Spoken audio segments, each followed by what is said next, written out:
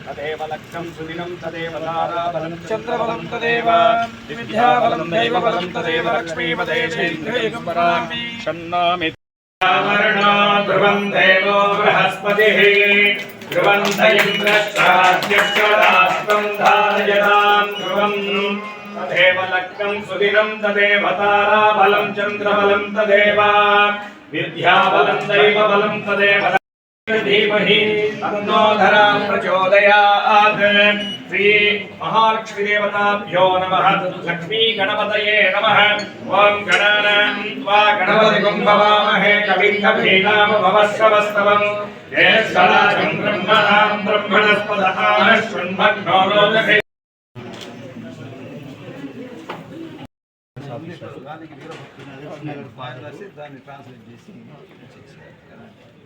2015లో గాంధీ గారి grand Sons అని వచ్చారు మేడం.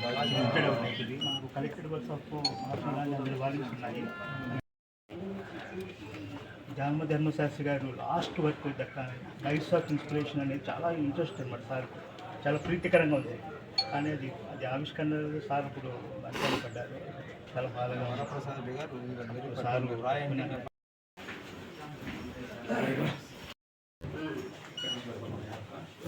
నైపుణ్యంతో చిన్న చిన్న అక్షరాలలో ఒక్కొక్క వర్షంలో ఒక్కొక్క పద్యం పూర్తి చేసుకుంటూ పూర్తి చేసి ఒరిజినల్ అంటే పోతన భాగవతం ఒరిజినల్ సార్. ఈ కాపీస్ ఎత్తి రాసుకుంటే ముళ్ళ రామాయణం ఒకటి ఒరిజినల్ దొరికింది సార్.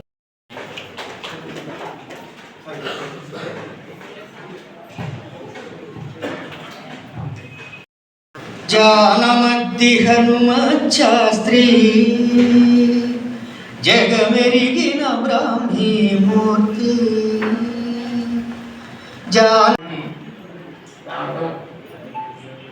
ఇక్కడ జరుగుతున్న వివిధ కార్యక్రమాలు చూడటం నిజంగా నా అదృష్టంగా భావిస్తూ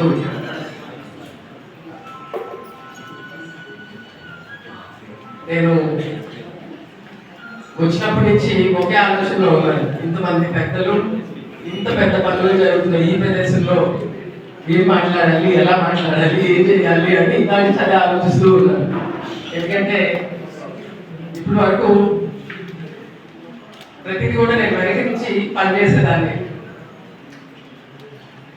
కాకపోతే ఆ పనిని చిత్తశుద్ధిగా చేయడం,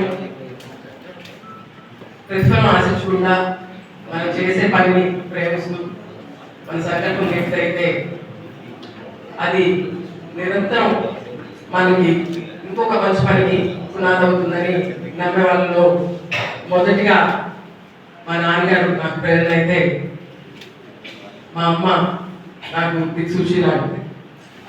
ఆ ఇద్దరు ప్రేరణతో వాళ్ళ పెంపకంలో చిన్న వయసు నుంచే ఇంత మనకి సమాజం తెచ్చినప్పుడు మనం ఎంతో కొంత సమాజానికి తిరిగి వాళ్ళ ఉద్దేశంతో చిన్న వయసు నుంచే నాన్నగారి కోసం వచ్చే వారి అందరికీ సందర్శకులు వాళ్ళందరినీ కూడా చాలా నిశ్చితంగా దగ్గర నుంచి పరిశీలించడం, నాన్నగారు లేనప్పుడు వాళ్ళందరూ వచ్చి వాళ్ళ అవసరాలని గమనించి ఏంటో తెలుసుకుని తిరిగి నాన్నగారు వచ్చినప్పుడు ఆయన తిరిగి చెప్పడం, అది గమనించి నాన్నగారు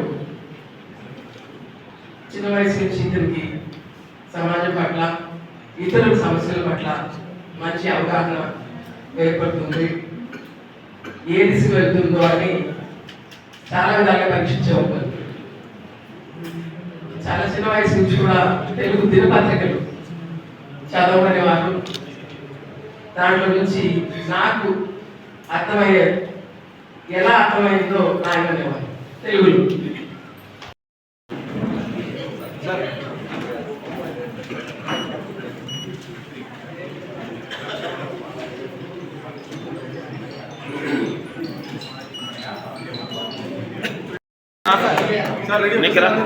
మేడం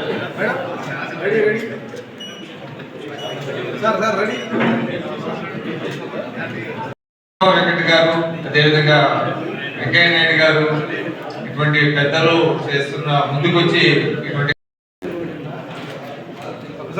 మంది వస్తాం మీతో పాటు అంతే కదా. ఏహో తెలంగాణ